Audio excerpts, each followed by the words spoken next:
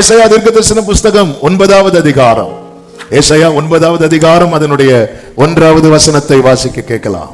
ஆகிலும் அவர் செபுலோன் நாட்டையும் நப்தலி நாட்டையும் இடுக்கமாய் ஈனப்படுத்தின முந்தின காலத்தில் இருந்தது போல அது இருந்து இருப்பதில்லை. ஏனென்றால் அவர் கடற்கரை அருகிலும் யோர்தான் நதியோரத்திலும் உள்ள புறஜாதியாருடைய கலிலேயாவாகிய அத்தேசத்தை பிற்காலத்திலே மகிமைப்படுத்தும். கரங்களை உயர்த்தி ஒரு விசை கூட ஹல்லேலூயா. முந்தின காலத்தில் இருந்தது போல இருப்பது இல்லை, அவர் பிற்காலத்திலே மகிமைப்படுத்துவார். இந்த வேதம் ஒவ்வொரு மனிதனுக்கும் ஆமென் ஒரு நம்பிக்கையான எதிர்காலத்தை கொடுத்து கொண்டே இருக்கும். கர்த்தருடைய வார்த்தையில் அவ்வளவு வல்லமை இருக்கிறது. ஆமென். தண்ணீர் இல்லாத ஒரு சூழ்நிலை வந்த போது ஆமென் இஸ்ரவேலின் ராஜா ஐயோ நம்ம எல்லாரும் சாக போறோம் என்று கதறும் போது யோசபாத் வார்த்தையை தேடுகிறான். இங்கே கர்த்தருடைய தீர்க்கதரிசி யாராவது இருக்கிறாங்களா? ஏன் அப்படின்னு கேட்கும் போது அவரிடத்துல கர்த்தருடைய வார்த்தை இருக்கிறது. வார்த்தை இருக்குதுன்னா ஆமென் ஃபியூச்சர் இருக்குன்னு அர்த்தம். ஹல்லேலூயா. கர்த்தர் கிருபையா இந்த மாதம் இந்த வார்த்தையை நமக்கு வாக்குத்தத்தமாய் தந்து ஒவ்வொரு நாளும் பேசி வருகிறார். ஆமென். முந்தின காலம் எப்படி இருந்தது கர்த்தருக்கு தெரியும். ஆண்டுடைய வார்த்தையில நம்முடைய கடந்த காலத்தை குறித்த நினைவும், நிகழ்காலத்தை குறித்த உணர்வும், வருங்காலத்தை குறித்த நம்பிக்கையும் இருக்கும். ஆமென். எனவே அந்த வசனத்தை யார் உள்ள வாங்குறாங்களோ அவங்களுக்குள்ள நாளை குறித்த கவலைகள் மறந்து நாளை குறித்த நம்பிக்கை ஓங்க ஆரம்பித்து விடும். ஆமென். எனவே தான் இந்த நம்பிக்கை இருக்கக்கூடாது என்பதற்காக தான் பிசாசானவன் என்ன பண்ணுகிறான் என்றால் ஒருவருக்குள்ளும் வசனம் இராதபடிக்கு அதை அவன் எடுத்துக்கொண்டு போகிறான். நமக்குள்ளே வசனம் இல்லைன்னாலே நமக்குள்ள நம்பிக்கை இல்லை, நமக்குள்ள எதுவுமே இல்லைன்னு அர்த்தம். எனக்கு வேண்டிய ஆகாரத்தை பார்க்கலும் நம்முடைய வார்த்தையை நான் காத்துக்கொண்டேன் என்று யோபு சொன்னான். அதனுடைய ரிசல்ட் தான் எல்லாம் இழந்த போதிலும் எனக்கு குறித்திருக்கிறதை அவர் நிறைவேற்றுவார் என்கிற நம்பிக்கை அவனுக்குள்ளே இருந்து கொண்டே இருந்தது. ஆமேன் சொல்லுங்க பார்க்கலாம். கர்த்தர் நல்லவர், நம் தேவன் எல்லாவற்றையும் செய்ய வல்லவர். இங்கே கீழே நீங்க படிச்சீங்கன்னா அப்படிதான் சொல்லப்பட்டிருக்கும். இருளில் நடக்கிற ஜனங்கள் பெரிய வெளிச்சத்தை கண்டார்கள். மரண இருளின் தேசத்தில் குடியிருக்கிறவர்கள் மேல் வெளிச்சம் பிரகாசித்தது. அந்த ஜாதியை அவர் திரளாக்கி அதற்கு மகிழ்ச்சியை பெருக பண்ணினீர். அறுப்பில் மகிழுகிறது போலவும் கொள்ளையை பங்கிட்டு கொள்ளுகையில் களி கூறுகிறது போலவும் உமக்கு முன்பாக மகிழுகிறார்கள். ஆமா, ஈனப்படுத்தப்பட்டதை கர்த்தர் மகிமைப்படுத்தும் போது அதுவரை இல்லாத சந்தோஷம். ஆமே, அப்படி ஒரு மகிழ்ச்சி. ஆமே, ஹல்லேலூயா. நான் சந்தோஷமும் மகிழ்ச்சியும் கேட்கும்படி செய்யும். அப்பொழுது நீர் நொறுக்கின எலும்புகள் களி கூறும். ஆமென், ஹல்லேலூயா. நம்முடைய கூடாரத்தில் இந்த மகிழ்ச்சி இருக்கணும், நம்முடைய வாழ்க்கையில் இந்த சந்தோஷம் இருக்கணும். ஹல்லேலூயா. ஆமென். வந்து கேட்கணும், நீங்க சந்தோஷமா இருப்பதின் ரகசியம் என்ன? ஹல்லேலூயா. நம்ம இருக்கிறத பார்த்து ஆண்டவர்கிட்ட வரணும்னு நினைக்கிறவங்க கூட வராம போயிடக்கூடாது. ஹல்லேலூயா. ஆமென். கர்த்தர் பாருங்க, ஜாதியை திரளாக்கி மகிழ்ச்சியை பெருக பண்ணுகிறீர். ஆமென். அவர் மகிழ்ச்சியை பெருக பண்ணுகிறார். என் தேவன் பெருக்கத்தின் தேவன். ஆமென் சொல்லுங்க பார்க்கலாம். ஆண்டவரால மட்டும் எல்லாவற்றையும் பெருக பண்ண முடியும் தேவனால. ஆமென். ஆபிரகாம் ஒருவனா இருந்தான், கர்த்தர் அவனை திரளான ஜாதி ஆக்கினார், திரளான ஜனமாக்கினார். எல்லாவற்றையும் நன்மையை பெருக பண்ணுகிறவர். 5 அப்பத்தை 5000க்கும் அதிகமான பேருக்கு கொடுக்க பெருக பண்ணுகிறவர். அவர் பெருக்கத்தின் தேவன். அவர் மகிழ்ச்சியை பெருக பண்ணுகிறார். ஆமென். சொல்லிட்டு கீழே சொல்லப்பட்டிருக்கிறது 6-7 வசனங்களிலே, நமக்கு ஒரு பாலகன் பிறந்தார், நமக்கு ஒரு குமாரன் கொடுக்கப்பட்டார். எல்லாரும் சொல்லுங்க எனக்கு. எல்லாரும் சொல்லுங்க எனக்கு. இப்ப சொல்லுங்க நமக்கு. ஒரு பாலகன் பிறந்தார், ஒரு குமாரன் கொடுக்கப்பட்டார் என்று நமக்கு. அப்போ கர்த்தருடைய ரட்சிப்புக்கு யார் நம்பிக்கையோடு காத்திருக்கிறார்களோ அவர்கள் வாழ்க்கையில இயேசுவாகி அந்த ஒளி, அவர்தான் இந்த பூமியில வந்து எந்த மனுஷனையும் பிரகாசிப்பிக்கிற மெய்யான ஒளி. அவரை குறித்து சொல்லப்பட்டிருக்கிறது, கர்த்தத்துவம் அவர் தோளின் மேல் இருக்கும். அவருடைய நாமம் அதிசயமானவர், ஆலோசனை கர்த்தர், வல்லமை உள்ள தேவன், நித்திய பிதா, சமாதான பிரபு எனப்படும். தாவீதின் சிங்காசனத்தையும் அவனுடைய ராஜ்யத்தையும் அவர் திடப்படுத்தி அதை இது முதற்கொண்டு என்றென்றைக்கும் நியாயத்தினாலும் நீதியினாலும் நிலைப்படுத்தும்படிக்கு அவருடைய கர்த்தத்துவத்தின் பெருக்கத்துக்கும் அதன் சமாதானத்துக்கும் முடிவே இல்லை. திடப்படுத்த, நிலைப்படுத்த. ஆமென். கர்த்தருடைய கர்த்தத்துவத்தின் பெருக்கத்துக்கு, நான் அதான் ஆரம்பத்திலே சொன்னேன், அவர் பெருக்கத்தின் தேவன். அதாவது பாதி செஞ்சுட்டு இதுக்கு மேல முடியலப்பா என்று சொல்லுகிறவர் அல்ல.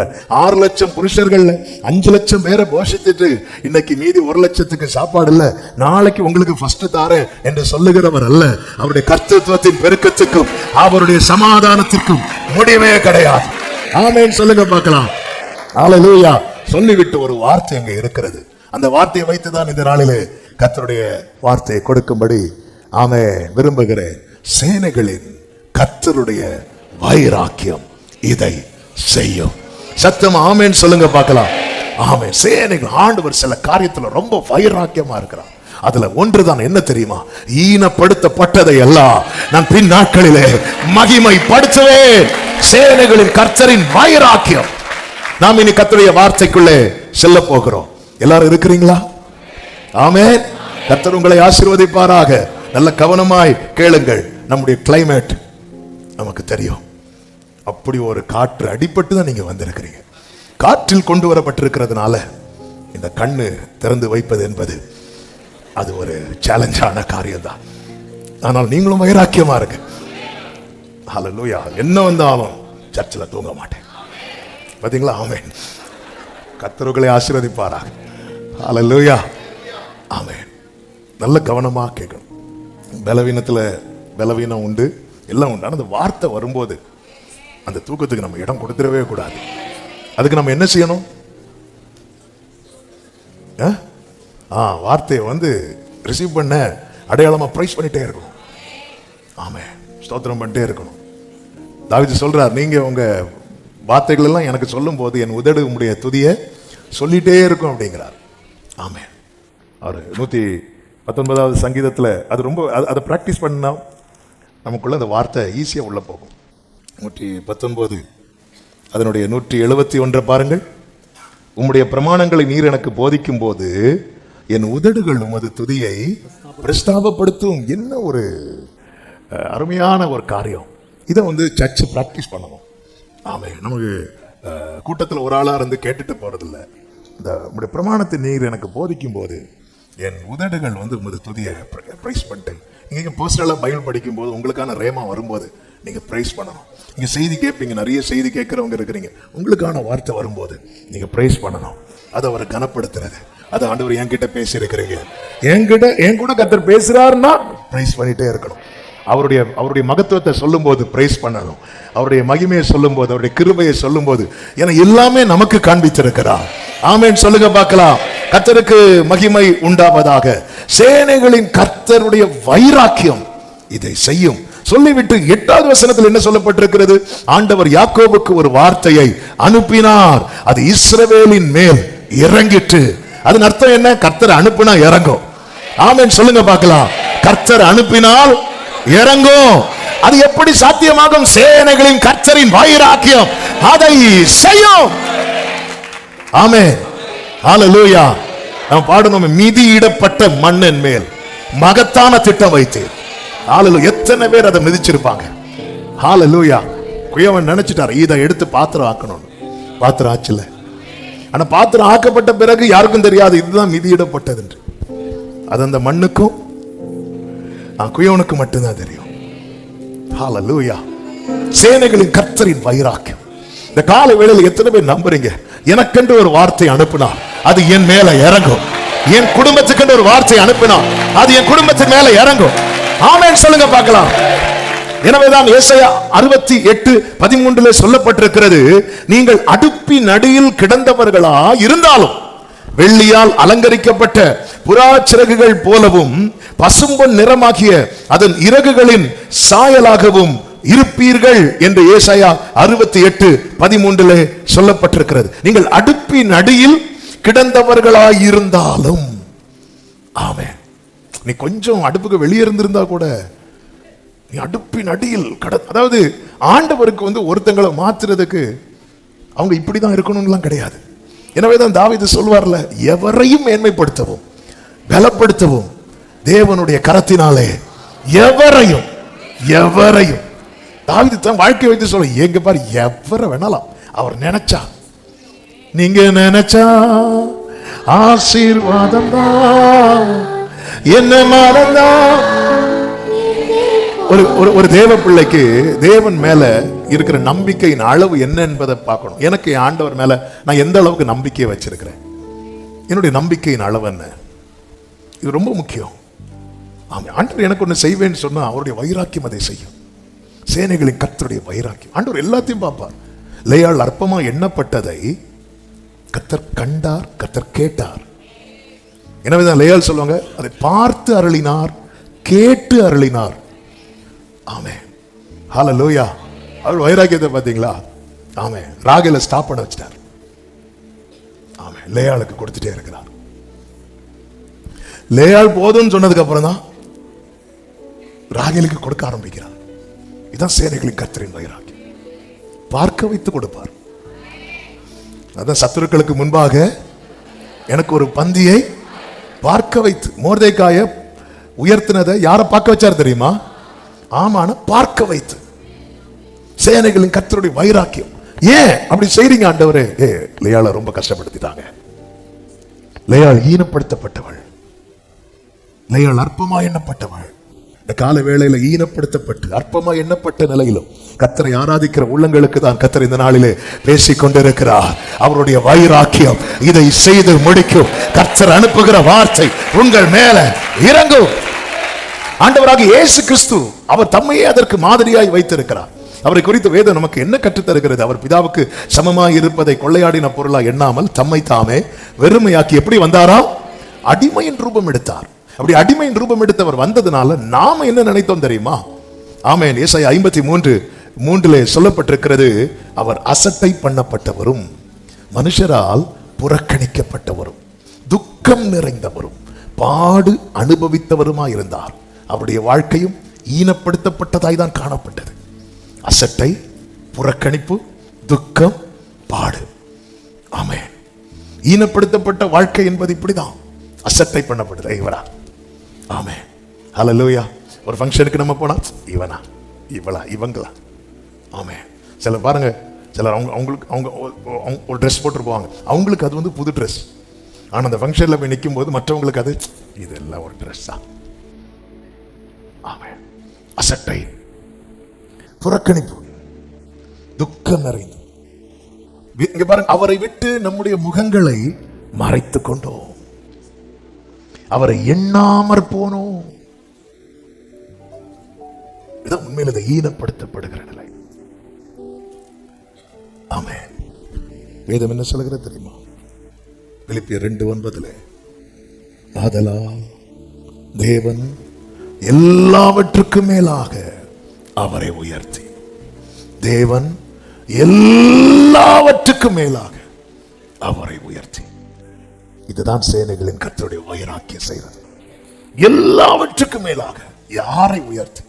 யார் அசட்டை பண்ணப்பட்டாரோ, யார் புறக்கணிக்கப்பட்டாரோ, யார் துக்கம் நிறைந்தவராய் பாடு அனுபவித்தவராய், யாருக்கு எல்லாரும் தங்கள் முகத்தை மறைத்தார்களோ அவரை பிதாவாகிய தேவன் எல்லாவற்றுக்கும் மேலாக உயர்த்தி இயேசுவின் நாமத்தில் வானோர் பூதலத்தோர் ஆமென் பூமியின் கீழானோருடைய முழங்கால் யாவும் முடங்கும்படிக்கும் பிதாவாகிய தேவனுக்கு மகிமையாக இயேசு கிறிஸ்து, பிதாவாகிய தேவனுக்கு மகிமையாக இயேசு கிறிஸ்து, பிதாவாகிய தேவனுக்கு, எல்லாரும் வாயை திறந்து சொல்லுங்க, பிதாவாகிய தேவனுக்கு மகிமையாக இயேசு கிறிஸ்து. கைகளை உயர்த்தி 3 முறை சத்தமா சொல்லுங்க, பிதாவாகிய தேவனுக்கு மகிமையாக இயேசு கிறிஸ்து, பிதாவாகிய தேவனுக்கு.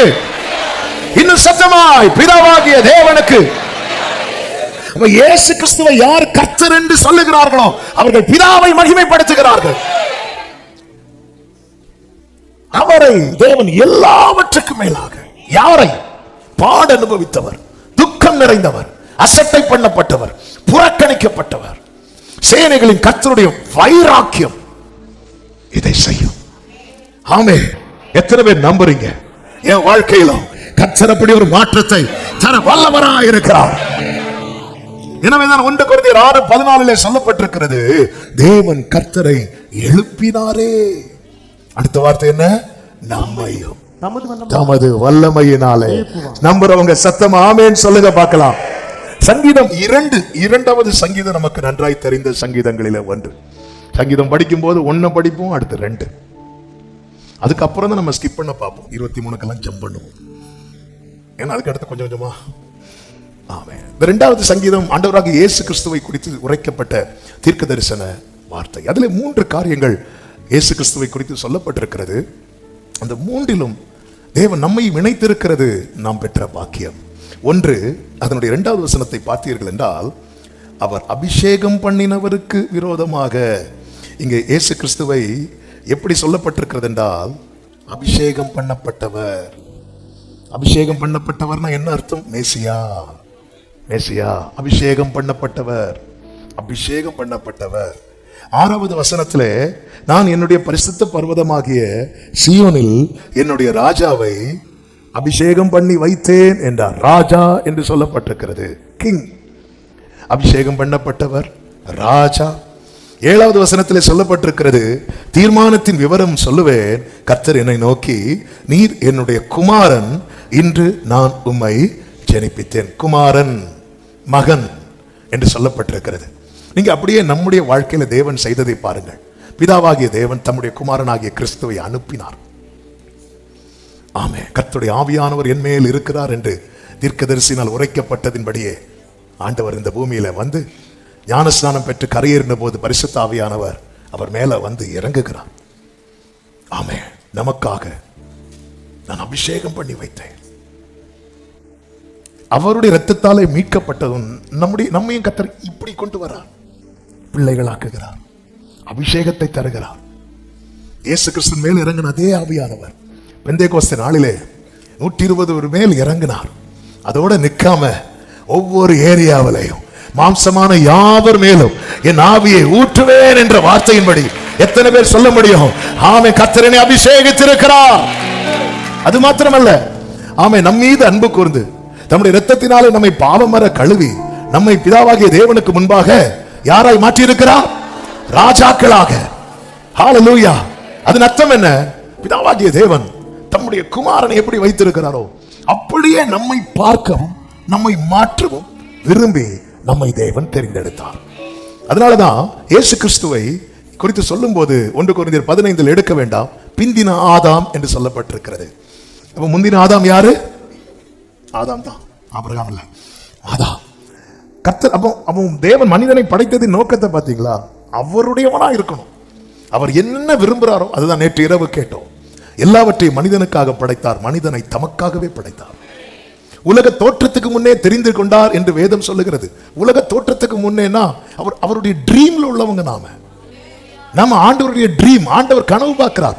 இப்படி ஒருத்தர் இருந்தா எப்படி இருக்கும்? இப்படி ஒருத்தர் ஏனோக்கு தேவனோடு கூட இப்படி ஒருத்தர் என் கூட பேச. ஏன்னா தேவன் அன்பாகவே இருக்கிறார். அந்த அன்பு அவருக்கு யார்ட்டையாவது காட்டணும், அந்த அன்பை கொட்டணும். தூதர்கள்ட்ட எப்படிதான் காட்ட முடியும்? அவர்கள் பணிவிடை ஆவிகள், வாங்க என்ன வருவாங்க, போங்க என்ன போவாங்க. அவருக்கு லவ் பண்ணணும், அவருக்கு நேசிக்கணும். அவருடைய ட்ரீம் உலக தோற்றத்துக்கு முன்னே அவருடைய கற்பனையில் உள்ளவர்கள் நாம் கனவு காண்பதற்கும் கர்த்தர் கனவு காண்பதற்கும் என்ன வித்தியாசம்னா, நம்முடைய கனவு கண் திறந்ததும் போயிடும், அவருடைய கனவு எல்லாம் நினைவாகும். அவர் என்ன, நான் நினைத்திருக்கிறபடியே நடக்கும், நான் நிர்ணயித்தபடியே. ஆண்டவருடைய ட்ரீம்ல உள்ளவங்க நாம. ஹல்லேலூயா. அதுக்காக இப்பொழுது நீங்க ட்ரீம் பார்க்க வேண்டாம். நாம் கர்த்தருடைய அவருடைய ட்ரீம்ல அவர் நினைத்து உருவாக்கினார். அவருடையவனாகவே இருக்கணும். ஆனா மனுஷன் விழுந்துட்டான். விழுந்து போனதை திரும்ப எடுப்பித்து நிறுத்தும்படியா தேவன் என்ன பண்ணார் தெரியுமா? தம்முடைய ஒரே பேரான குமாரனை தந்தருளினார். ஹல்லேலூயா. நம்மை பிள்ளைகளாக்கினார். வேதம் சொல்லுகிறது, ரோமர் 9வது அதிகாரம் அதனுடைய 24, 25, 26 வசனங்களிலே, அவர் யூதரிலிருந்து மாத்திரமல்ல புற ஜாதிகளிலும் இருந்து நம்மை அழைத்திருக்கிறாரே, அந்தபடி எனக்கு ஜனம் அல்லாதவர்களை என்னுடைய ஜனங்கள் என்றும் சிநேகிக்கப்படாதிருந்தவளை சிநேகிக்கப்பட்டவள் என்றும் சொல்லி அழைப்பேன். நீங்கள் என்னுடைய ஜனங்கள் அல்ல என்று அவர்களுக்கு சொல்லப்பட்ட இடத்திலே அவர்கள் ஜீவனுள்ள தேவனுடைய பிள்ளைகள் எண்ணப்படுவார்கள் என்று ஓசியாவின் தீர்க்க தரிசனத்தில் சொல்லி இருக்கிறது. 1 யோவான் 3:1 சொல்லப்பட்டிருக்கிறது, நாம் தேவனுடைய பிள்ளைகள் என்று அழைக்கப்படுகிறதுனாலே பிதாவானவர் நமக்கு பாராட்டின அன்பு எவ்வளவு பெரிதென்று பாருங்கள். கைகளை உயர்த்தி நம்ம அன்பை எதை வச்சு பார்ப்போம் தெரியுமா? நமக்கு தேவன் கொடுத்த ஆசீர்வாதங்களை வைத்து, தேவன் கொடுத்த உயர்வை வைத்து, எப்படி வச்சு அதெல்லாம் நல்லோர் மேலும் தீய அதெல்லாம் பார்க்கறது தப்பு கிடையாது. ஆனா அவருடைய அன்பினுடைய அந்த வலிமை, அந்த நீளம், அதை எதை வச்சு பார்க்கணும் தெரியுமா? நாம் தேவனுடைய பிள்ளைகள் என்று அழைக்கப்படுகிறதினாலே. ஹல்லேலூயா. ஆண்டவரே, என்னையா தேடினீ, உம்மை மறந்தேனோ, ஓ என்னையா அடிமை உமக்கே. நீங்க ஆதியாகமம் முதல் நீங்க யாத்திராகமம் முதல் இப்படி படிச்சு வரும்போது தெரியும், தேவன் தம்மை பிதாவாக இன்ட்ரோடியூஸ் பண்ணிட்டே இருப்பார். ஆனா அப்பான்னு கூப்பிடுறதுக்கு யாருமே கிடையாது. நான் அவனுக்கு பிதாவா இருக்கிறேன் ஆரம்பத்துல இருந்தே சொல்லிட்டே வருவார். ஆனா யாருமே அப்பான்னு கூட மாட்டாங்க. மோசே கூட அப்பான்னு கூப்பிடல. ஆனா பிதாவேன்னு ஒருத்தர் வந்து கூப்பிடுறாரு. யாருன்னா தாவீது. அவன் என்னை நோக்கி பிதா அப்படிம்பா. தாவீது பிதாவேன்னார். ஆனா இயேசு வந்ததும் இன்னும் எப்படி கூட வைக்கிறார் தெரியுமா? அப்பா பிதா. ஆமென். ஃபாதர்னு கூப்பிடுறதுக்கும் டேடின்னு கூப்பிடுறதுக்கும் நிறைய கேப் இருக்கு. ஆமென். ஃபாதர்னு எல்லாரையும் கூப்பிடுவோம். Praise Lord father. ஆமென்.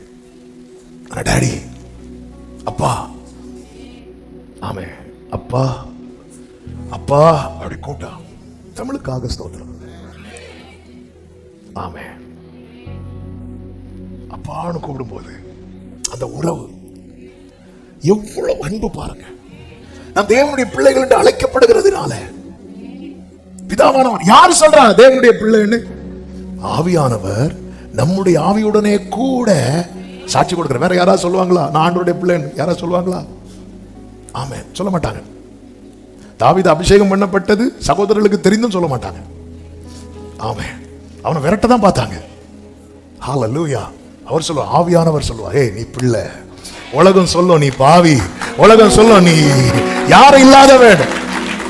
ஆமென். சொல்லுங்க பார்க்கலாம். நாம் புத்திர ஸ்வீகாரத்தை பெற்றிருக்கிறோம். கலாத்தியர் 4:5 சொல்லப்பட்டிருக்கிறது. 4:4 முதல் வாசிங்கள். கலாத்தியர் 4:4 முதல். புத்திர சுவிகாரத்தை அடையும்படி, புத்திர சுவிகாரத்தை அடையும்படி நியாயப்பிரமாணத்திற்கு கீழ்ப்பட்டவர்களை மீட்டுக் கொள்ளத்தக்கதாக. புத்திர சுவிகாரத்தை அடையணும்னா மீட்கப்படும். மீட்கப்படணும். அப்படி நாம் மீட்கப்படும்படிக்கு காலம் நிறைவேறின போது ஸ்திரீனிடத்தில் பிறந்தவரும் நியாயப்பிரமாணத்துக்கு கீழானவரும் ஆகிய தம்முடைய குமாரனை தேவன் அனுப்பினார்.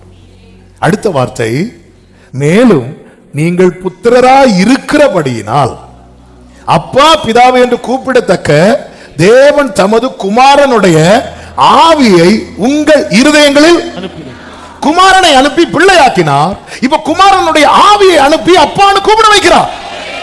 நிறைய பேர் பிள்ளை ஆயிட்டாங்க, நான் அப்பான்னு கூப்பிட மாட்டேங்கிறாங்க. ஆமென். நிறைய பேர் எல்லாரும் பிள்ளை தான். ரட்சிக்கப்பட்ட எல்லாரும் யார்தான்? எத்தனை பேர் அப்பான்னு கூப்பிடுறோம்? இந்த 1 வீக்ல எவ்வளவு அவர் அப்பான்னு கூப்பிட்டு இருக்கிறோம்? நான் அவர் அப்பான்னு கூப்பிடலன்னா எனக்குள்ள என்ன இல்ல தெரியுமா? ஆமென். எனக்குள்ள என்ன இல்ல? குமாரனுடைய ஆவி. ஆவி இல்லைன்னா என்ன அர்த்தம்? அவரை நான் செயல்பட விடல. குமாரனை அனுப்பி பிள்ளையாக்குறார். குமாரனுடைய ஆவியை அனுப்பி அப்பான்னு கூப்பிட வைக்கிறார். எத்தனை பிள்ளைங்க அவங்க அப்பா அப்பான்னு கூப்பிடல தெரியுமா? ஏன்னா உறவு இல்ல, ஆவி இல்ல. உறவு இல்லைன்னா அப்பான்னு கூப்பிட முடியாது.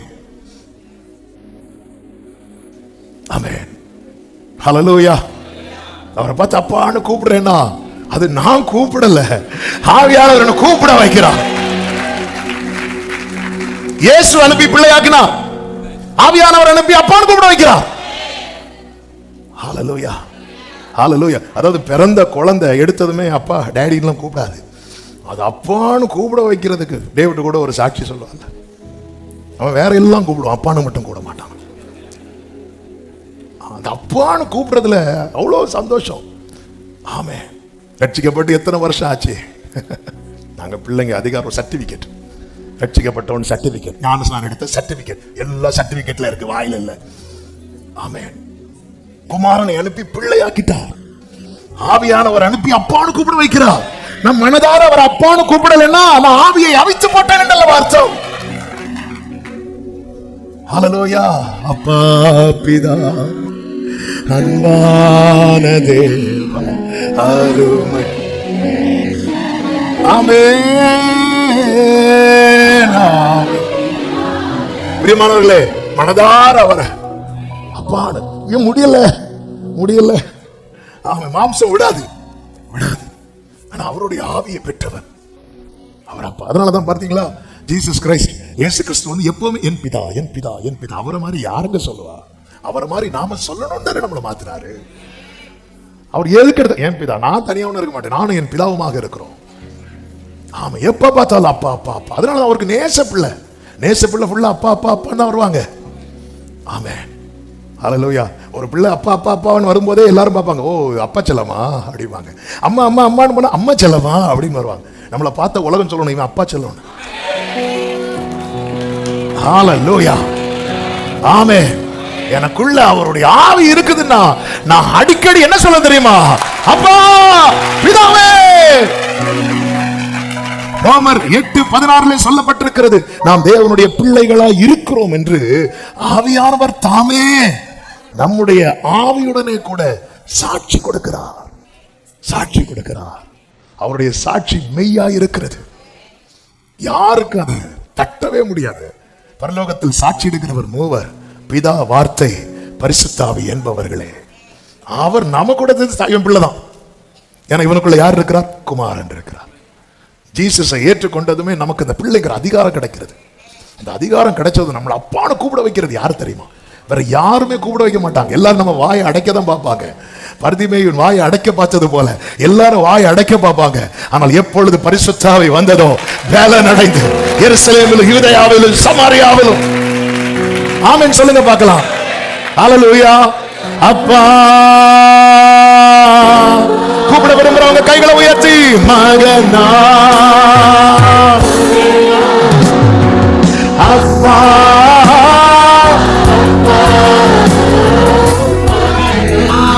ஆமென். கண்ணீர் மணிரானே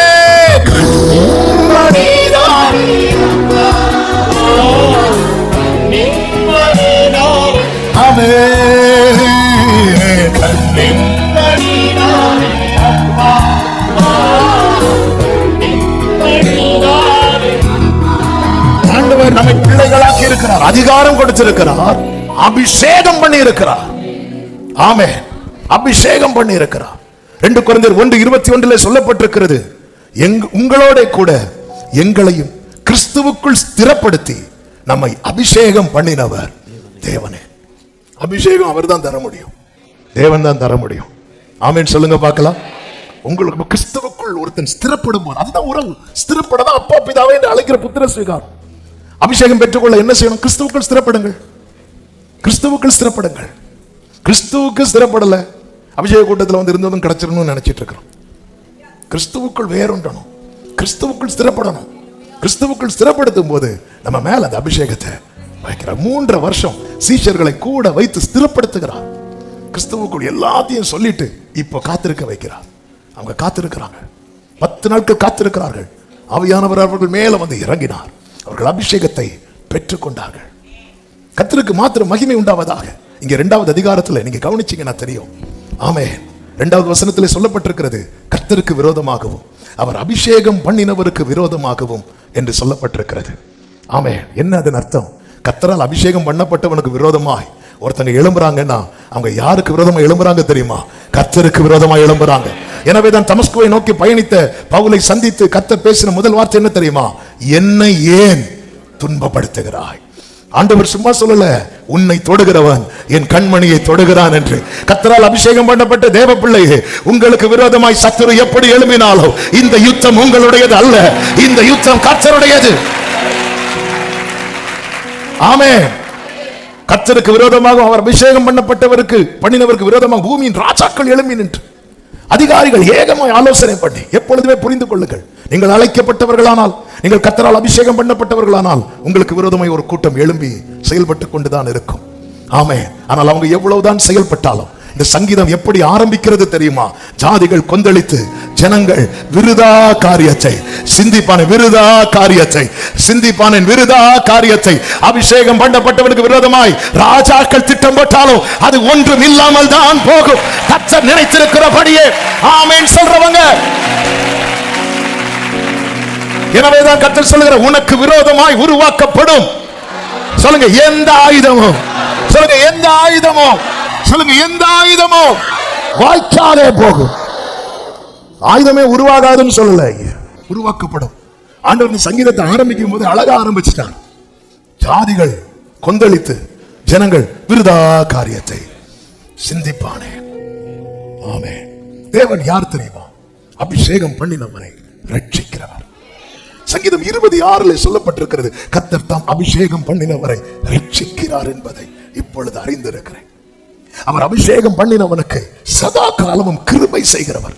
சங்கீதம் 18:50. அவர் அபிஷேகம் பண்ணினவனுக்கு அரணான அடைக்கலமாயிருக்கிறார். சங்கீதம் 28:8. அவர் அபிஷேகம் பண்ணினவன சத்துருக்களுக்கு முன்பாக அபிஷேகம் பண்ணினவனுக்கு கர்த்தர் பந்தியை ஆயத்தப்படுத்துகிறார், தலையை உயர்த்துகிறார். சங்கீதம் 23:5. இதுதான் காட்ஸ் பிளான், இதுதான் கர்த்தருடைய திட்டம். அபிஷேகம் பண்ணவனை ரட்சிக்கிறார், அபிஷேகம் பண்ணவனுக்கு சதா காலமும் கிருபை செய்கிறார், அபிஷேகம் பண்ணவனுக்கு அரணான அடைக்கலமாயிருக்கிறார், அபிஷேகம் பண்ணவனுடைய தலையை உயர்த்துகிறார். இதுக்கு விரோதமாய் ராஜாக்கள் கூட்டம் கூடி ஏகமாய் ஆலோசனை பண்ணி என்ன திட்டம் போட்டாலும் ஆண்டவர் சொல்றார், விருதா காரியம். ஆமே, சிலர் டூர் பிளான் போடுறது போல. ஆமே, நம்ம அங்க எங்கேயும் போக மாட்டோம், ஆனா பிளான் போடுறதுல ஒரு சுகம், அதுல அவங்களுக்கு ஒரு சந்தோஷம்பா, நடந்துட்டு போட்டோம். ஆமே, விருதா காரியம். எனவே தான் வேதம் என்ன சொல்லுகிறது தெரியுமா? அதனுடைய 4வது வசனத்திலே பரலோகத்தில் வீற்றிருக்கிறவர் நகைப்பார். என்ன வார்த்தைங்க! நம்ம எதை பார்த்து பயப்படுறோமோ அதை பார்த்து அவர் பரியாசம் பண்ணுகிறார். ஆண்டவர் அவர்களை இகழுவார். கொஞ்சம் யோசித்து பாருங்க, கொஞ்சம் அதை இமேஜின் பண்ணி பாருங்க. நம்ம ஒரு பிரச்சனையை பார்த்து நடுங்கிட்டு இருக்கிறோம்ல, அந்த பிரச்சனை அவரை பார்த்து சிரிக்கிறத ஆமே எப்படிங்க இருக்கும்? நாம கஷ்டப்பட்டு துடிக்கும் போது நம்ம அப்பாவோ நம்ம அம்மாவோ வந்து சிரிச்சா எப்படி இருக்கும்? எப்படி இருக்கும்? எப்படி இருக்கும்? அப்படிதாங்க இருக்குது, அப்படிதான் இருக்கு. ஆண்டவரே என்னால தாங்க முடியல. அவர் சிரிக்கிறது நம்மளை பார்த்துல.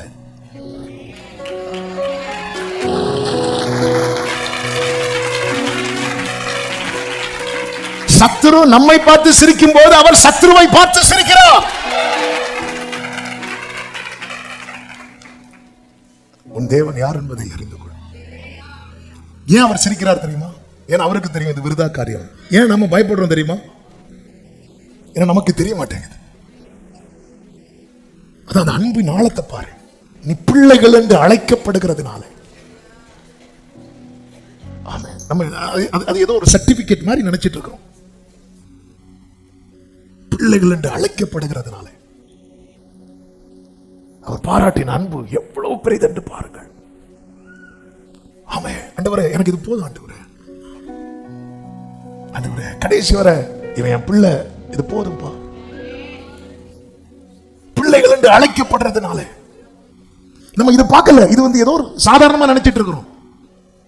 இயேசுவை ஏற்றுக்கொண்டாயா? ஏற்றுக்கொண்டேன், இன்று முதல் நீ அவருடைய பிள்ளை, ஆமென் அப்படின்னு நினைச்சிட்டு இருக்கிறோம். இல்ல, இதுக்கு பின்னாடி பெரிய போராட்டம்.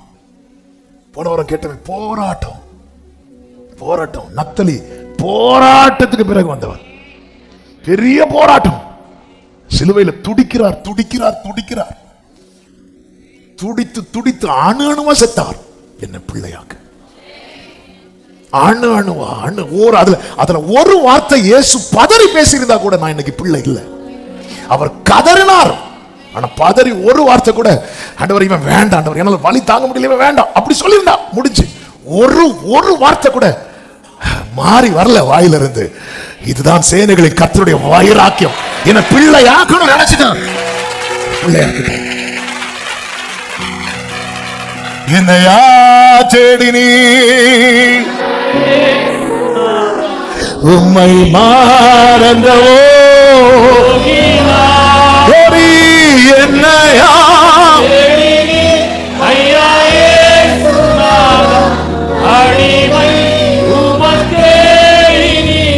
பரலோகத்தில், அதாவது நமக்கு விரோதமா ஒரு பெரிய கூட்டம் கூடி இவன் இன்னைக்கு இல்லாம ஆகிறேன்னு சொல்லும் போது ஆண்டவர் வந்து நல்ல காமெடி ஷோப்பா.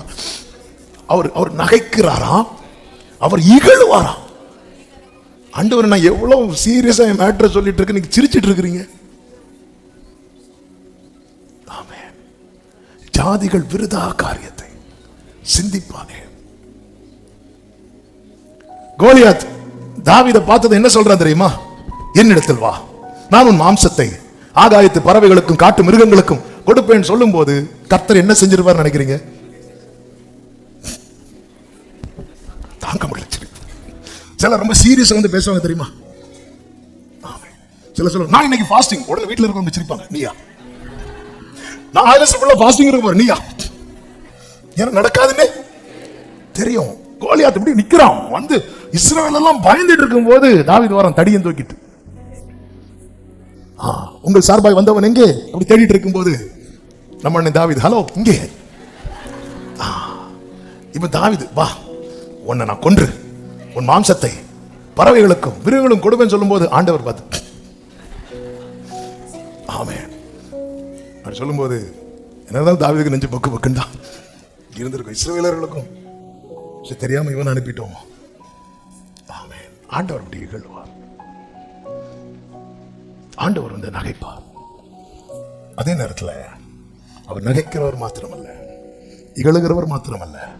அடுத்த வசனத்தில் சொல்லப்பட்டிருக்கிறது, அப்பொழுது அவர் தமது கோபத்தில், ஆண்டவர் எப்பவுமே சிரிச்சிட்டு இருக்க மாட்டார், எப்பவுமே சிரிச்சிட்டு இருக்க மாட்டார். அவர் கோபத்தில் எழுந்தருளி, ஹல்லேலூயா. எனக்கு ஒரு பிரச்சனை வரதை பார்த்து எப்பவுமே அப்பா சிரிச்சிட்டு இருக்க மாட்டா. எனக்கு ஒரு கஷ்டம் வர்றதை பார்த்து எப்பவுமே அப்பா சிரிச்சிட்டு இருக்க மாட்டா. அவர் கோபத்தில் எழும்பி, அவர் கோபத்தில் எழும்பி என்ன செய்வார் தெரியுமா? அவர்களை கலங்க பண்ணுவார். எப்படி கலங்க பண்ணுவார்? 6வது வசனம், நான் என்னுடைய பரிசுத்த பர்வதமாகிய சீயோனில் என்னுடைய ராஜாவை அபிஷேகம் பண்ணி வைத்தேன் என்றார். அவர் கோபத்தில் எழும்பி என்ன பண்றார்? ப்ரமோஷன் கொடுக்கிறார், கிங் ஆக்குகிறார். ப்ரமோஷன் தான் சத்துருக்களுக்கு முன்பாக. நீ யாரை பார்த்து என்ன பேசிட்டு இருக்கிற? ஆமென். அதான் சேனைகள் கர்த்தருடைய வைராக்கியம். சத்துருக்கள் பெருகும் போது, சத்துருக்கள் திட்டம் போடும் போது உனக்கு ப்ரமோஷன் ரெடியா இருக்குன்னு அர்த்தம். தூக்கு மரம் ரெடி ஆனதும் ப்ரமோஷன் ரெடி ஆச்சு. ரத்தனலா மகரமா ஷேரேமா மகரோ. ஆமென், ஆமென். எப்பவுமே அவர் சிரிச்சிட்டு இருக்க மாட்டார், எப்பவுமே சிரிச்சிட்டு இருக்க மாட்டார். என் தேவன் எழுந்தருளுவார். சேனைகளின் கர்த்தருடைய வைராக்கியம். அபிஷேகம் பண்ணப்பட்டவனுக்கு எதிரான போராட்டங்கள், பிரச்சனைகள் அதிகரிக்கும் போது அங்கே சத்துருக்கள் வெட்கப்படும்படிக்கு, ஆமென், போராட்டம் அதிகரிக்குதா, ப்ரமோஷன் ரெடியா இருக்கு. ஹல்லேலூயா. ஆமென். ஆண்டவர் மோசே கிட்ட ஒரு வார்த்தை சொல்லுவார். ஆமென். மோசே பாருங்க, மோசே ஏற்கனவே 40 வயசுல ஜனங்களால தள்ள ரிஜெக்ஷன் நிறைய பார்த்த பர்சன் யாருன்னா மோசே. ஜனங்க ஒன்னெல்லாம் எங்களுக்கு தலைவனா வச்சது யாருன்ட்டாங்க. மோசே போயிட்டார். 40 வருஷம் கழிச்சு ஆண்டவர் பேசுறார், மோசே வா நான் அனுப்புறேன். இல்ல ஆண்டவரே, வேற யாரையாவது அனுப்புங்க. வா மோசே, வா மோசே, வா மோசே. மோசே கூப்பிட்டு வர நேர மோசே பார்வோன்ட்ட போறான். பார்வோன் உன் தேவன் யாருன்னு சொல்லிட்டு துரத்துறான். Again rejection. துரத்திட்டு என்ன பண்றான் அப்படின்னா, ஜனங்களுக்கு கொடுத்த வைக்கோலையும் கொடுக்காம பிடுங்கி வச்சிட்டான். பிடுங்கி வச்சதும் ஜனங்கள் வந்து மோசையை பார்த்துட்டு நல்லா போயிட்டு இருந்து வந்தான், பைபிளை தூக்கிட்டு. அதோட போச்சு எங்களுக்கு பிரச்சனை. Again rejection. மீண்டும் தள்ளப்படுகிறான். இப்ப மோசே ஆண்டவர்கிட்ட வந்து நிற்கிறான். ஆண்டவரே, யாத்திராகமம் 6வது அதிகாரம் அதனுடைய 12வது வசனத்துல மோசே கர்த்தருடைய சன்னிதானத்தில் நின்று, இஸ்ரவேல் புத்திரரே எனக்கு செவி கொடுக்கவில்லை, பார்வோன் எனக்கு எப்படி செவி கொடுப்பா? நான் விருத்த சேதனம் இல்லாத உதடுகள் உள்ளவன் அப்படிங்கிறான். விருத்த சேதனம் இல்லாத உதடுகள் உள்ளவன் என்று சொல்லுகிறான் என்றால் அங்க அவன் என்ன சொல்றான்? ஆண்டவர், இதுக்கு நான் சரியான பர்சன் கிடையாதுப்பா. என் ஜனங்களே எனக்கு செவி கொடுக்கல. நீங்க அழைப்பெல்லாம் பெருசா இருக்கு, நல்ல கவனிங்க. நம்முடைய வாழ்க்கையில் இந்த இப்படிப்பட்ட ரிஜெக்ஷன் வரும்போது நமக்குள்ள ஒரு காம்ப்ளெக்ஸ் வந்துடும். என்ன தெரியுமா? எனக்கு கிருபை கிடையாது, எனக்கு திறமை கிடையாது, நான் அதுக்கான பர்சன் கிடையாது, எனக்கு அந்த தாளந்தெல்லாம் கிடையாது, என்னால் அதெல்லாம் முடியாது. ஏன்னா அவ்வளோ அவ்வளோ பார்வோன் தள்ளுறான், எதிரி தள்ளுறான். எதிரி தள்ளினாலும் ஜனங்க வந்து சப்போர்ட் பண்ணல. பரவாயில்ல மோசே, ஜனங்களும் வந்து நிக்கிறாங்க. அதுக்கு முந்தின வசனத்தை பார்த்தீங்கன்னா தெரியும். 11வது வசனத்தை பாருங்கள். 6:11. எகிப்தின் ராஜாவாகிய பார்வோனிடத்தில் போய் அவன் 10வது வசனம் 10வது வசனம் கர்த்தர் மோசேயை நோக்கி 9 வாசிங்க. இந்த பிரகாரமாக மோசே இஸ்ரவேல் புத்திரருக்கு சொன்னான், அவர்களோ மனமடி மோசேக்கு செவி கொடாமற் போயிட்டாங்க, காது கொடுக்கவே இல்லை. இப்பதான் மோசே சொல்றாரு, ஆண்டவர் நான் விருத்த சேதனம் இல்லாத ஒரு நாள் சொல்லி எனக்கு அந்த கிருபையெல்லாம் கிடையாதுப்பா. ஆரோன் சொன்னா கூட கேட்பாங்க, எனக்கு அந்த கிருபையெல்லாம் நல்லா புரிந்து அழைத்தவர் கர்த்தர். உலகம் ஒன்னு தள்ளுறதை வைத்து கிருபை தருகிறவர் அல்ல, இது தேவனுடைய தீர்மானம். உன்னை நான் பெயர் சொல்லி அழைத்து அறிந்திருக்கிறேன், நீ என்னுடையவன். நம்ம பல நேரத்தில் நம்முடைய வாழ்க்கையில் இப்படிப்பட்ட ரிஜெக்ஷன்ஸ் எல்லாம் வரும்போது நம்மளே டிசைட் பண்ணிடுவோம், இல்ல இல்ல. 6 கடைசியில மோசே மீண்டும் சொல்லுகிறான், ஆண்டவரே நான் விருத்த சேதன இல்லாத உதடுகள் உள்ளவன், பார்வோன் எனக்கு. இப்படி சொன்னது ஆண்டவருக்கு என்ன வந்திருக்குன்னு நினைக்கிறீங்க? கோபம் வந்துடும். கோபம் வந்தது அடுத்து என்ன சொல்றேன் பாருங்க, 7:1 வாசிங்க. கர்த்தர் மோசேயை நோக்கி, பார், உன்னை நான் பார்வோனுக்கு தேவனாக்கிறேன். Glory. இது ஆண்டவருடைய கோபம். என்ன பார்வோன் இவன் துரத்துறான்ல, நாளைக்கு நீ என்ன சொல்றிய அதை செய்வான் பாரு. நீ கையசை மோசே, நீ கையசை மோசே. மோசே கையசைக்கிறான். பார்வோன் மந்திரவாதிகள் வந்து என்ன சொல்றாங்க தெரியுமா? தேவனுடைய விரல். இது கிழவனுடைய விரல் அல்ல, தேவனுடைய விரல். பார், உன்னை நான் இன்றைய தினம் பார்வோனுக்கு தேவனாக்கினேன். மந்திரவாதிகள் ஐயோ எங்களுக்கு முடியாது, அது 80 வயசு கிழமை. இல்ல இல்ல, அது தேவனுடைய விரல். அந்த விரலை சாதாரணமா இடப்படாதீங்க, அந்த கையை சாதாரணமா இடப்படாதீங்க, அவங்க ஜனத்தை சாதாரணமா இடப்படாதீங்க. இதான் தேவனுடைய கோபம், சேனைகளின் கர்த்தருடைய வைராக்கியம். இதுக்கு மேல ஒருத்தர் தள்ளப்பட முடியாது. இதுக்கு முன்னாடி ஒவ்வொருத்தரா தள்ளிட்டு இருந்தாங்க, இப்ப மொத்தமா இல்லப்பா. ஆண்டவரே என்னையா தேடி, இதுக்கு மேல ஒருத்தனை தள்ள முடியாது, இதுக்கு மேல ஒருத்தனை ரிஜெக்ட் பண்ண முடியாது. எப்பக்கமும் நெருக்கப்பட்டு தாவீது சொல்றார், அநேகருக்கு நான் ஒரு புதுமையை போலானே. ஆமென். அந்த 5வது அதிகாரத்தில் நீங்க பாத்தீங்கன்னா பார்வோன்ட்ட போய் ஜனங்கள் எல்லாம் முறையிடுறாங்க. முறையிட்டு பார்வோன் ஓடுங்க ஓடுங்க, உங்களுக்கு எல்லாம் ஒண்ணும் கிடையாது அப்படி சொல்லி விரட்டும் போது அவங்க நேரம் வராங்க பாருங்க. 20வது வசனத்துல, அவர்கள் பார்வோனுடைய சமூகத்தை விட்டு புறப்படுகையில் வழியில நின்ற மோசேக்கும் ஆரோனுக்கு எதிர்பட்டு அவர்களை நோக்கி, நீங்கள் பார்வோனின் கண்களுக்கு முன்பாக எங்கள் வாசனையை கெடுத்து எங்களை கொல்லும்படி அவர்கள் கையிலே பட்டயத்தை கொடுத்தது நிமித்தம் கர்த்தர் உங்களை நியாயம் தீர்ப்பாராக.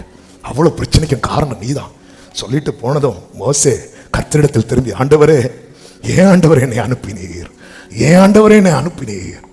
ஆமென்.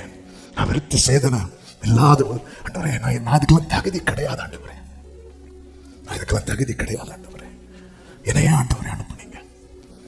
பார், ஆண்டவருடைய கோபம். சும்மா அப்படியே சிங்காசனத்தில் உட்கார்ந்து சிரிச்சிட்டு இருக்கிறவர் இல்ல. ஆமென். ஹல்லேலூயா. நான் அவனை தேவனாக்கிட்டேன் அப்படின்றார். நீ சொல்லு அவன் செய்வான், நீ சொல்லு அவன் செய்வான். ஆமென். அவன் உன்கிட்ட வந்து ஜெபிக்க கேட்பான் பாரு, அவன் முன்னாடி வந்து கை கோப்பி நிற்பான் பாரு, அவன் முன்னாடி வந்து பணிவான் பாரு. ஆண்டவரே என்னையா நான் விருத்த சேதனம், நீ ஆக்ஷன், நீ கை காட்டு.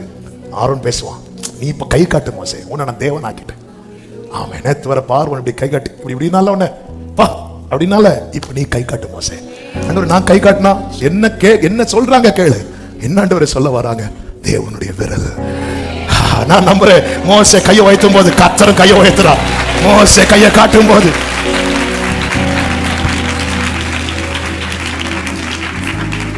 சேனைகளின் கர்த்தரின் வைராக்கியம். இதுக்கு மேல ஒரு மனுஷன் ஈனப்படுத்தப்பட முடியாது, இதுக்கு மேல ஒரு மனுஷன் அவமானப்படுத்தப்பட முடியாது. தேவனோ அவரை எல்லாவற்றுக்கும் மேலாக உங்க வாழ்க்கையில இப்படிப்பட்ட தள்ளப்படுகிற புறக்கணிக்கப்படுகிற நிலைமை வரும்போது புரிந்து கொள்ளுங்கள், கர்த்தர் எனக்கு ஒரு ப்ரமோஷனை, எத்தனை பேர் எனக்கான தீர்க்க தரிசன வார்த்தை என்று எண்ணுகிறீர்கள்?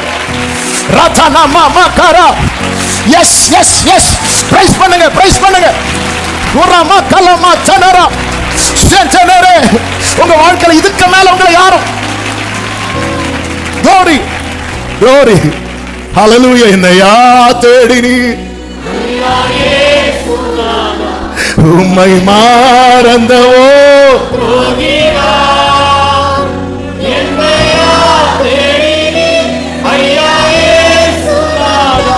அடிமை. Thank you Holy Spirit, thank you Holy Spirit. அவருடைய கோபம் பற்றி எரியும். ஆமென். சத்துரு பண்றது எதுவுமே நடக்காது, அவருக்கு தெரியும். ஆனாலும் அது நிமித்தம் அபிஷேகம் பண்ணப்பட்டவன் நிந்திக்கப்படுகிறது, அது நிமித்தம் அபிஷேகம் பண்ணப்படுகிறவன் காயப்படுகிறது, அது நிமிஷம் அபிஷேகம் பண்ணப்படுகிறவன் துடிக்கிறது. ஆமென். அவர் எல்லாவற்றுக்கும் மேலாக மொர்தெகாய் தூக்கு மரத்தெல்லாம் ரெடி பண்ணி வச்சுட்டு வரான் ராஜா கிட்ட. சூசா நகரம் ஆர்ப்பரித்த போது யூதர்கள் எல்லாம் கலங்கினார்கள். ஆமானும் ராஜாவும் திராட்சரசம் குடிக்க அமர்ந்த போது சூசா நகரம் கலங்கிட்டு இருக்கு. யூதர்களுக்கெல்லாம் அழுகை. அப்பெல்லாம் யூதர்களை பத்தி பாக்குறவங்க என்ன சொல்லியிருப்பாங்க தெரியுமா? நல்ல வேளை நான் யாரா இல்ல யூதன், நான் மட்டும் யூதனா இருந்திருந்தா எனக்கு இதே நிலைமை தான். நல்ல வேளை. இப்போ பிரச்சனை ரொம்ப. தூக்கு மரம் ரெடி ஆகுது அந்த ராத்திரியில. அவ்வளவுதான், ராஜா தூக்கத்தை தூக்கிட்டார். ஆமே, அல்லேலூயா. நீ தூக்கணும்னு பிளான் போடுறியா? நான் தூக்குறேன் பாரு தூக்கத்தை. அவன் தூக்குறேன். அவர் எப்பவுமே சிரிச்சிட்டு இருக்க மாட்டா. அவர் எப்பவுமே சிரிச்சிட்டு இருக்க மாட்டா. என் ஆண்டவர் எழுந்தருளும் போது சத்துருக்கள் சிதறுண்டு ஓடுவார்கள், நீதிமான்கள் பாடி மகிழ்வார்கள். ஆமென் சொல்லுங்க பார்க்கலாம். கர்த்தருக்கு மாத்திர மகிமை உண்டாவதாக. நியாயாதிபதிகள் 11வது அதிகாரத்துல யெப்தாவை குறித்து சொல்லப்பட்டிருக்கிறது. இந்த யெப்தா கிளையாத்தின் மகன். ஆனா கிளையாத் வேறொரு ஸ்திரீக்கு இந்த யெப்தாவை பெற்றிருக்கிறான். கிளையாத்தின் மனைவியின் குமாரர்கள் வளர்ந்ததும் 2வது வசனத்துல பாருங்க, அவன் மனைவி பெற்ற குமாரர் பெரியவர்களான பின்பு அவர்கள் யெப்தாவை நோக்கி, உனக்கு எங்கள் தகப்பன் வீட்டிலே சுதந்திரம் கிடையாது, நீ அந்நிய ஸ்திரீயின் மகன் என்று சொல்லி அவனை துரத்தினார்கள் என்று சொல்லப்பட்டிருக்கிறது. உனக்கு வீட்டில் நீ இன்னொரு ஆளுக்கு பிள்ளை, நீ எப்படி இங்கே சுதந்திரம் எடுக்கலாம் என்று அவரு, நானும் அவர் அப்பன் தான், நீ கிளம்பு, உனக்கு சுதந்திரம் கிடையாது, துரத்தினார்கள் அப்படின்னு தான் இருக்கும். துரத்தினார்கள். இந்த யெப்தாவை குறித்து வேதம் சொல்லுகிறது, இவன் கர்த்தருடைய சந்நிதியில் தன் காரியத்தை எல்லாம் சொல்லுகிறவன். 11வது வசனம் கடைசி வார்த்தையில பார்த்தா, யெப்தா தன் காரியங்களை எல்லாம் மிஸ்பாவிலே கர்த்தருடைய சந்நிதியிலே சொன்னான். இவன் கர்த்தருடைய சந்நிதியில் சொல்லுகிறவன் மட்டுமல்ல, இவன் கர்த்தருடைய சந்நிதியில் தங்கி இருக்கிறவன். யார் கர்த்தருடைய பர்வதத்தில் தங்குவான்? யார் கர்த்தருடைய சந்நிதியிலே அவருடைய கூடாரத்தில் வாசமாய் இருப்பான் தெரியுமா? ஆணையிட்டதில் நஷ்டம் வந்தாலும் அதை தவறாமல் செய்கிறவன். சங்கீதம் 15. இவன் அப்படி ஒன்னு ஆணையிட்டான். என்ன தெரியுமா? நான் யுத்தம் பண்ணிட்டு வரும்போது எதிரே யார் வந்தாலும் நான் அதை உமக்கு தருவேன். அது உனக்கு துக்கத்தை உண்டாக்குகிற காரியம், ஆனாலும் தவறாமல் செய்கிறவன். அவன் யார் தெரியுமா? கர்த்தருடைய கூடாரத்தில் தங்கி இருக்கிறவன். அவன் ஆண்டவருடைய பிரசன்னத்தில் இருக்கிறவன். அவன் ஆண்டவர் சமூகத்தில் எல்லாத்தையும் சொல்றவன். அவனுக்கு என்ன நிலைமை தெரியுமா? எங்க அப்பா வீட்டுல உனக்கு சுதந்திரம் கிடையாது, உன் பிறப்பு வேற, நீ இன்னொரு ஸ்திரீக்கு மகன் என்று சொல்லி துரத்தினார்கள். ஆண்டவர் என்னைக்குமே பார்த்துட்டு சும்மா இருக்க மாட்டான். சூழ்நிலைகள் மாறினது. அதே 11வது அதிகாரம் அதனுடைய 5, 6, 7 வசனங்களை வாசியுங்கள். அவர்கள் இஸ்ரவேல் மேல் யுத்தம் பண்ணும்போது கீலேயாத்தின் மூப்பர் யெப்தாவை தோப் தேசத்திலிருந்து அழைத்து வர போய், கீலேயாத்தின் மூப்பர்கள் இந்த பெரியவங்க துரத்தி விட்டாங்கல்ல, இவங்க எல்லாம் இப்போ எங்க வராங்கன்னா யெப்தா கிட்ட வராங்க. கர்த்தர் வர வைத்தார்.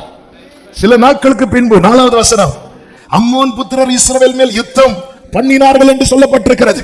சில யுத்தத்தை கர்த்தர் அனுமதிக்கிறார். எதற்கு தெரியுமா? துரத்தப்பட்டவனை தலைவனா திரும்ப கொண்டு வரணும். துரத்தப்பட்டவனை தலைவனா திரும்ப கொண்டு வரணும். என் ஆண்டவர் அன்றும் செய்தார், இன்றும் செய்கிறார். ஆமே. காரணத்தை சொல்லி தகப்பன் வீட்டுல சுதந்திரம் இல்லாம ஆக்குனாங்க. ஆனா யெப்தாக்கு தெரியும், எனக்கு ஒரு தகப்பன் உண்டு. ஹல்லேலூயா. என்னை கொச்சப்படுத்தாத தகப்பன், என் பிறப்பை அப்பமாய் பார்க்காத தகப்பன், என் தகப்பன் என் சுதந்திரத்தை தேவரீர் காப்பாற்றுகிறீர். என் சுதந்திரத்தை தேவரீர் காப்பாற்றுகிறீர். நேர்த்தியான இடங்களில் எனக்கு பங்கு கிடைத்தது. உறவுகள் என்னை தள்ளின போது பரிசுத்தவான்கள் மத்தியில் என்னை கொண்டு வந்து வைத்தார். சிறப்பான சுதந்திரம் எனக்கு உண்டு. ஓ ஹல்லேலூயா. கர்த்தருடைய சந்நிதியில் தங்கி இருக்கிற, கர்த்தருடைய சந்நிதியில் காரியத்தை சொல்லுகிற யெப்தாக்களே, நீங்கள் துரத்தப்பட்டதை குறித்து கலங்காதிருங்கள். காரியம் மாறுதலாய் முடிய போகிறது. உன்னை துரத்தினவர்கள் உன்னை தேடி வர போகிறார்கள். உன்னை வேண்டாம் என்றவர்கள் உன்னை தேடி வர போகிறார்கள். இது எனக்கான தீர்க்க தரிசனம் என்று சொல்லுகிறவர்கள்.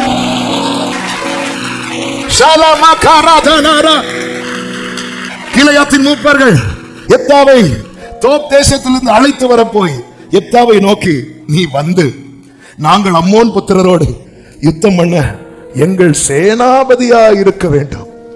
நீ வரணும், நீ வரணும். ஆமே. அவங்க புரிஞ்சுக்கிட்டாங்க, யெப்தா வந்தாதான் பிரச்சனை சால்வ் ஆகும். உங்களை பிரச்சனையா பார்த்தவங்க எல்லாம் நாளைக்கு சொல்ல போறாங்க, நீங்க வந்தாதான் பிரச்சனை. ஆமே, ஆமே.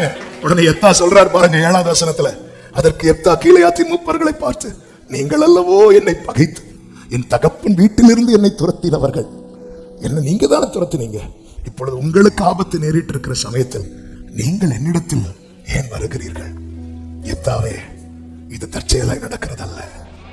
நீ துரத்தப்பட்ட போது ஒருத்தர் பார்த்துட்டே இருந்தார். அந்த வீட்டுல தான் நீ வளர்ந்த, அது வரைக்கும் பிரச்சனை இல்லை. உண்மையிலே அந்த எத்தா வேண்டானோ, பிறந்ததுமே தூக்கி எறிய வேண்டியது. சொத்துல சுதந்திரம்னு வரும்போது காரணம் காட்டி நீ வேற ஒரு ஸ்திரீக்கு பிள்ளை, உனக்கு துரத்தினார்கள். எவ்வளவு வலியில போயிருப்பான், எவ்வளவு வேதனையில போயிருப்பான். வேதம் என்ன சொல்லுகிறது தெரியுமா? 11வது வசனம். அப்பொழுது எப்தா கீலேயாத்தின் மூப்பரோட கூட போனான். ஜனங்கள் அவனை, பரஸ்திரீக்கு பிறந்தவன் சொல்லி துரத்தப்பட்டவனை, தங்கள் மேல் தலைவனும் சேனாபதியுமாக வைத்தார்கள். எப்தா தன் காரியங்களை எல்லாம் மிஸ்பாவிலே கர்த்தருடைய சந்நிதியிலே. உங்க ஜெபம்லாம் கேட்கப்படலை நினைச்சிட்டு இருக்கிறீங்களா? இந்த எப்தா துரத்தப்படுறதுக்கு முன்னாடி வர இந்த வார்த்தையை எவ்வளவு நாள் கேட்டிருப்பாரு தெரியுமா? ஆமா, அவன் இன்னொரு ஸ்திரீக்கு பிள்ளை, கேட்டு கேட்டு வளர்ந்தான். இவன் தகப்பனுடைய சுதந்திரம்னு வரும்போது இதுக்கு மேல அவனை வச்சிருக்க கூடாது, துரத்தப்பட்டான்.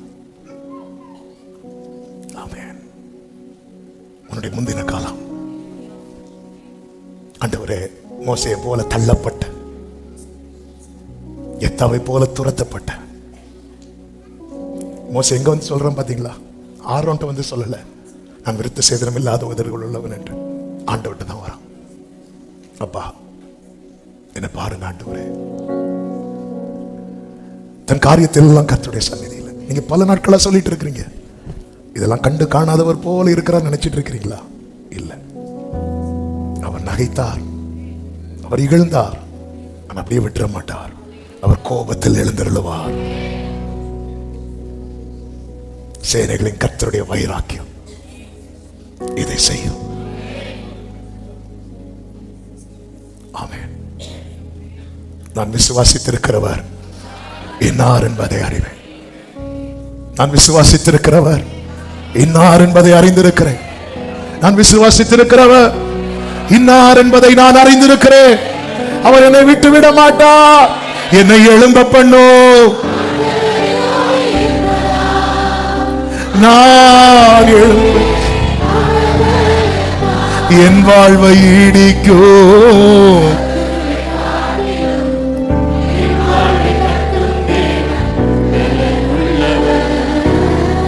என் வாழ்வை ஈடிக்கும். என் வாழ்வை கட்டும் தேவன் பலமுள்ளவர். கைகளை உயர்த்தி சத்துரு ஈடிக்க. ஆமென். glory. சத்துரு ஈடிக்க.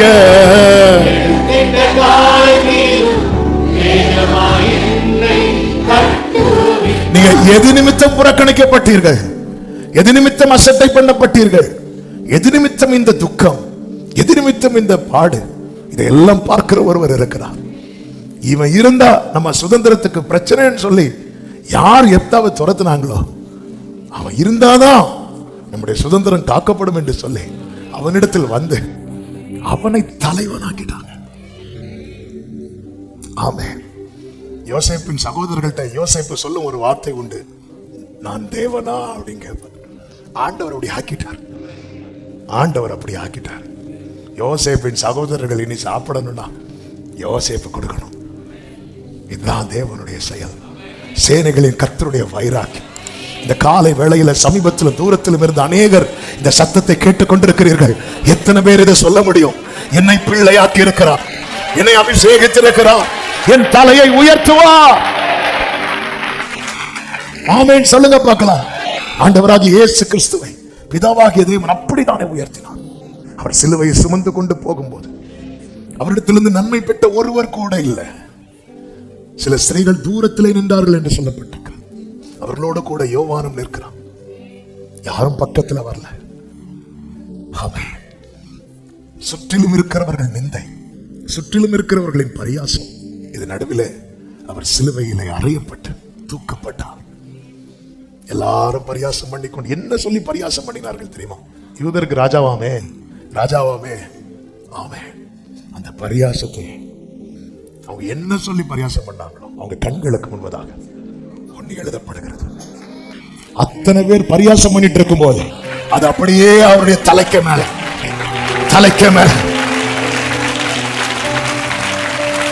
அவர் கோபத்தில் எழுந்து ராஜாவாக நீ என்ன சொல்லி கிண்டல் பண்ண? ஆமே, அதுதான் சங்கீதம் 2. ராஜாவை அபிஷேகம் பண்ணி இது வைக்கிறது வரை சிரிச்சிட்டு இருந்தாங்க. சிலர் பரியாசம் பண்ணும்போது நமக்கு நடக்கிற மெயின் மேட்டரை விட்டுருவாங்க. ஆமா, அதனால பரியாசம் பண்றது நல்லது. நம்ம இல்ல, நம்மள பாருங்க. சிம்சோனை பரியாசம் பண்ணிட்டு இருந்தாங்க, மெயின் மேட்டரை விட்டுட்டாங்க. இதை விட்டாங்க தெரியுமா? அவன் தலையில என்ன வளர ஆரம்பிச்சுட்டு, முடி வளர ஆரம்பிச்சுட்டு. அவங்க கொஞ்சம் கவனிச்சிருந்திருப்பாங்கன்னா மொட்டை அடிச்சு திருப்பி கொண்டு வந்திருப்பாங்க. முடி வளர விட்டுருங்க. ஒரு எண்ணெயை விற்கவே விட்டுருக்க மாட்டாங்க.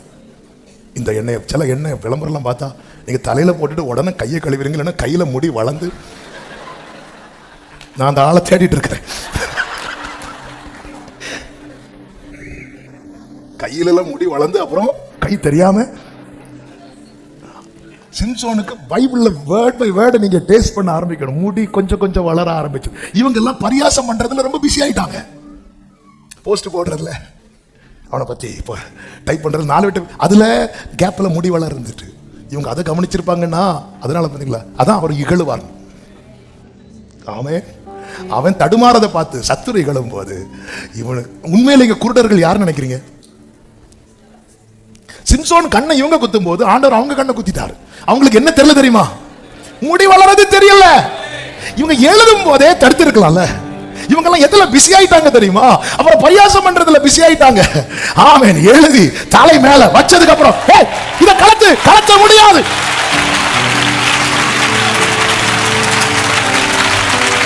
உன் தலை மேல நான் நினைச்சிருக்கிறபடியே நடக்கும். நான் நிர்ணயித்தபடியே நிலை நிற்கும். எழுதுறது தெரியாது. ஏதோ எழுதுறாங்க. இவங்க எதுல ரொம்ப பிஸி ஆயிட்டாங்க தெரியுமா? அவருடைய வஸ்திரத்தை பங்கு போடல. அவர் வேற காரியத்துல ரொம்ப பிஸியாக்கி விட்டுருவார். இங்க எல்லாம் ரெடி பண்ணிட்டு இருப்பார். ஹல்லேலூயா. என் ஆண்டவர் நல்லவர். பிலாத்து கிட்ட போறாங்க, போய் சொல்றாங்க அப்படி எழுதாதீங்க. அவன் இப்படி சொன்னான்னு எழுதுங்க. பிலாத்து சொன்னார், எழுதுனது இது பிலாத்து எழுதுனதல்ல, இது ஏற்கனவே எழுதுனது. சீயோனிலே என் ராஜாவை அபிஷேகம் பண்ணி வைத்தேன். அவருடைய கோபம், அவருடைய வைராக்கியம் இதை செய்தது. எத்தனை பேர் நம்புறீங்க? ஆமே, என்ன அவர் பிள்ளையாக்கினது.